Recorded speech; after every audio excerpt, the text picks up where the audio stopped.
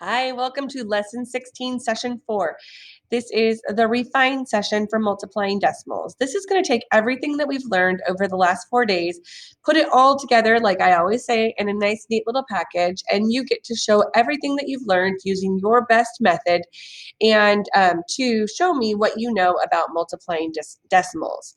You're going to go ahead and be working in your Ready Classroom Math workbook. You'll be on pages 341 through 344. This is the session where I don't do the problems with you. I just walk you through each problem so that you understand how to do the problems, and then you do them on your own. As always, if you ever have questions, you can always email your teacher or check in to find out what it is that you can do to find out what you're missing. So go ahead and turn into your Ready Classroom Math workbook to page 341. Remember, we're also in the second version, or excuse me, the second volume of Ready Classroom. All right. Number 1 on page 341 says this.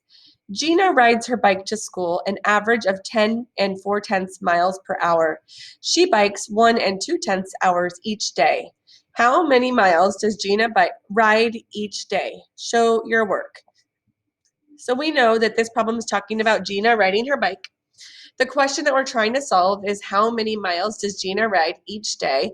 And then the important information is that we know that she rides her bike 10.4 miles per hour and she bikes 1.2 miles per day. Or hours per day. So you're going to go ahead and multiply these two values to get your product to know how many miles Gina rides each day. Use your best method. You may choose to use area model, partial products, or standard algorithm. So use your best way to solve that problem, or your best method. Number 2, Ezra buys carrots on sale for 90 cents per pound.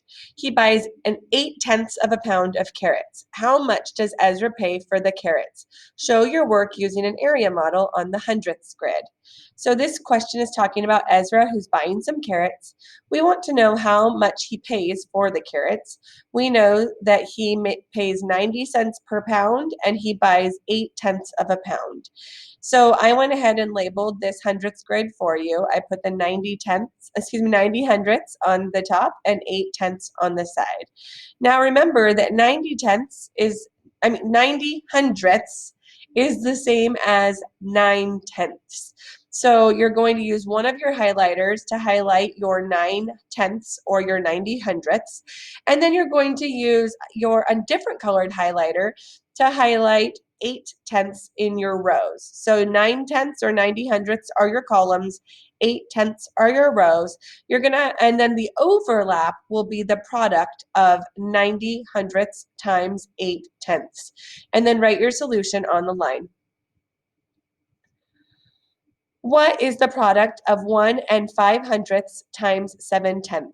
I want you to go ahead and solve this problem. There is a way to look at this problem and to know the answer without solving it, but I want you to solve it so that you can practice using your multiplication with decimals.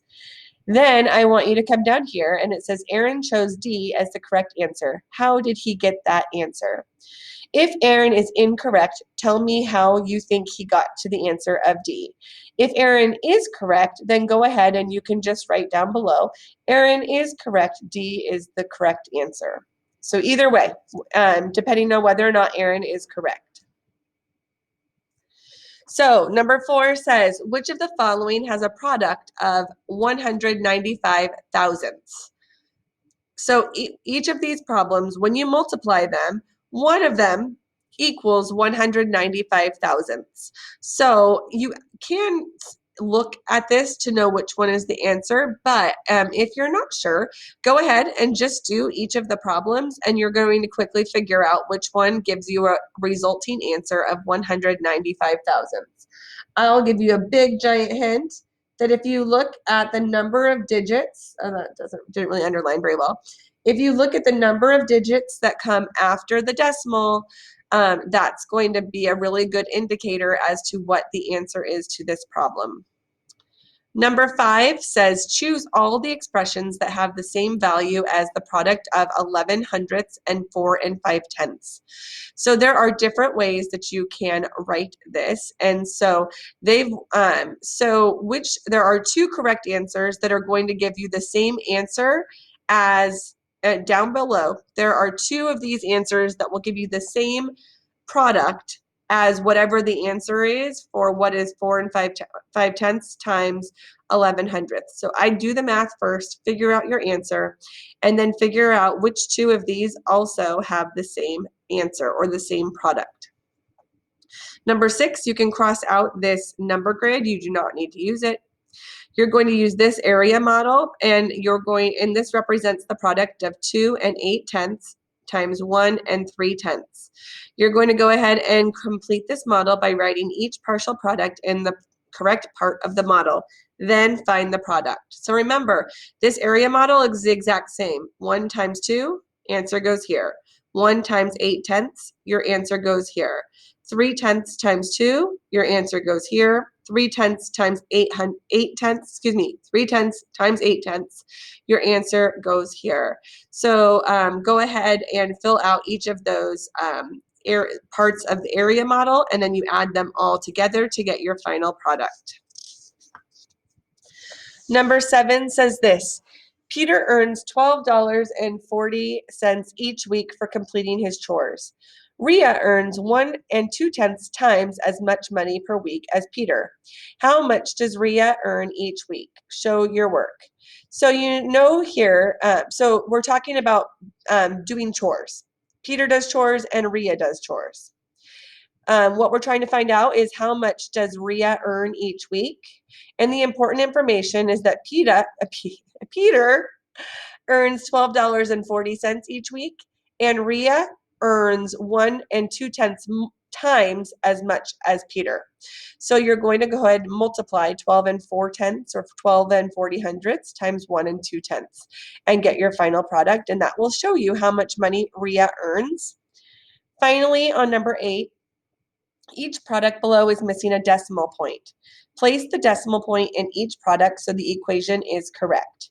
So 12 and 53 hundredths times 5, show me where the decimal point goes. Now remember that if you look at the number of points that come after the decimal in each factor and add that together, that's how many numbers have to come after the decimal in the resulting answer. So I'm going to do this top one for you. So 12 and 53 hundredths times 5, we know that anytime you multiply a hundredth times a whole number, the result is always a hundredth. And there's 2 digits after the decimal, which shows us that this says 53 hundredths. So therefore, I'm going to start all the way at the right-hand side of the number. I'm going to move over 2 places, and my decimal point is going to go between the 2 and the 6. So my resulting answer is 62 and 65 hundredths. Then you're going to go through and do that for each of the problems, making note of how many digits come after the decimal in each factor together, added together. And then for part B, you're going to circle one of these 4 equations, you pick, and explain how you decided where to place the decimal point in that equation. So you're going to write a sentence for me. So circle one of these choices and then write a sentence about how you knew where the decimal went. If you have any questions, you can always check in with your teacher. Otherwise, I will see you next time.